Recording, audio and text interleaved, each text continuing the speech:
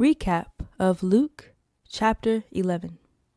In chapter 11, we learn the Lord's Prayer, and Jesus continues in his ministry, teaching many great things.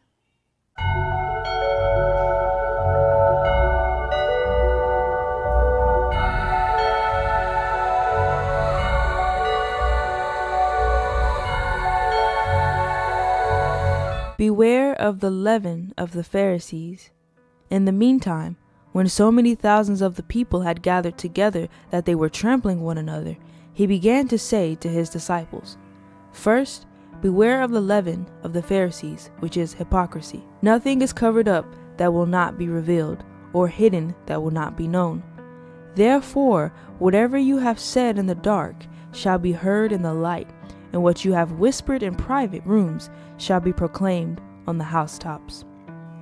Have no fear. I tell you, my friends, do not fear those who kill the body, and after that have nothing more that they can do. But I will warn you whom to fear. Fear him who, after he has killed, has authority to cast you into hell. Yes, I tell you, fear him. Are not 5 sparrows sold for 2 pennies? And not one of them is forgotten before God. Why, even the hairs of your head are all numbered. Fear not, you are of more value than many sparrows. Acknowledge Christ before men. And I tell you, everyone who acknowledges me before men, the Son of Man also will acknowledge before the angels of God. But the one who denies me before men will be denied before the angels of God. And everyone who speaks a word against the Son of Man will be forgiven. But the one who blasphemes against the Holy Spirit will not be forgiven. And when they bring you before the synagogues and the rulers and the authorities, do not be anxious about how you should defend yourself or what you should say. For the Holy Spirit will teach you in that very hour what you ought to say. The parable of the rich fool. Someone in the crowd said to him, Teacher, tell my brother to divide the inheritance with me. But he said to him, Man, who made me a judge or arbitrator over you? And he said to them, Take care and be on your guard against all covetousness, for one's life does not consist in the abundance of his possessions. And he told them a parable, saying, The land of a rich man produced plentiful. And he thought to himself, What shall I do? For I have nowhere to store my crops. And he said, I will do this. I will tear down my barns and build larger ones, and there I will store all my grain and my goods. And I will say to my soul, Soul, you have ample goods laid up for many years. Relax, eat, drink, be merry. But God said to him, Fool, this night your soul is required of you, and the things you have prepared, whose will they be? So is the one who lays up treasure for himself and is not rich toward God. Do not be anxious. And he said to his disciples, Therefore I tell you, do not be anxious about your life, what you will eat, nor about your body, what you will put on. For life is more than food, and the body more than clothing. Consider the ravens. They neither sow nor reap. They have neither storehouse nor barn, and yet God feeds them. Of how much more value are you than the birds?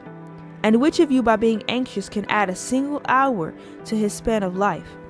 If then you are not able to do as small a thing as that, why are you anxious about the rest? Consider the lilies, how they grow. They neither toil nor spin. Yet I tell you, even Solomon in all his glory was not arrayed like one of these. But if God so clothes the grass, which is alive in the field today and tomorrow is thrown into the oven, how much more will he clothe you, O you of little faith? And do not seek what you are to eat and what you are to drink, nor be worried. For all the nations of the world seek after these things, and your Father knows that you need them. Instead, seek his kingdom, and these things will be added to you. Fear not, little flock, for it is your Father's good pleasure to give you the kingdom. Sell your possessions and give to the needy. Provide yourselves with money bags that do not grow old, with a treasure in the heavens that do not fail, where no thief approaches and no moth destroys. For where your treasure is, there will your heart be also. You must be ready. Stay dressed for action, and keep your lamps burning, and be like men who are waiting for their master to come home from the wedding feast, so that they may open the door to him at once when he comes and knocks. Blessed are those servants whom the master finds awake when he comes. Truly, I say to you, he will dress himself for service and have them recline at table, and he will come and serve them. If he comes in the second watch or in the third and finds them awake, blessed are those servants. But know this, that if the master of the house had known at what hour the thief was coming, he would not have left his house to be broken into. You also must be ready, for the Son of Man is coming at an hour you do not expect. Peter said, Lord, are you telling this parable for us or for all?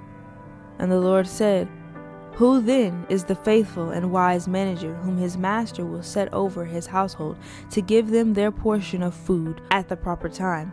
Blessed is that servant whom his master will find so doing when he comes.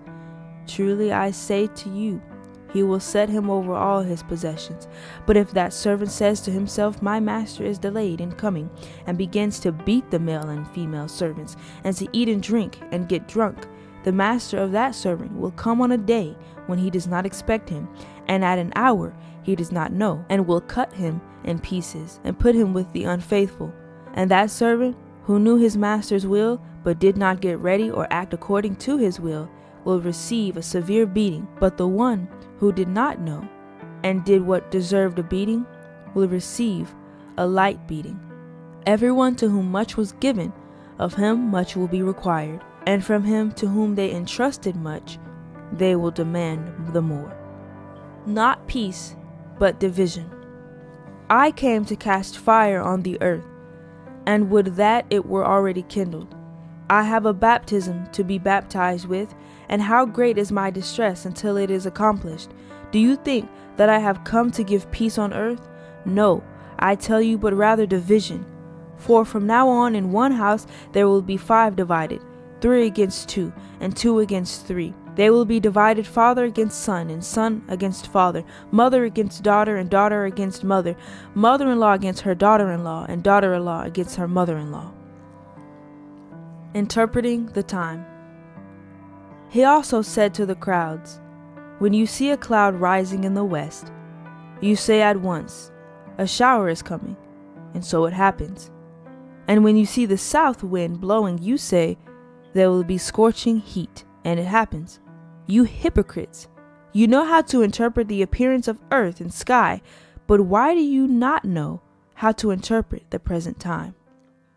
Settle with your accuser. And why do you not judge for yourselves what is right? As you go with your accuser before the magistrate, make an effort to settle with him on the way, lest he drag you to the judge, and the judge hand you over to the officer, and the officer put you in prison.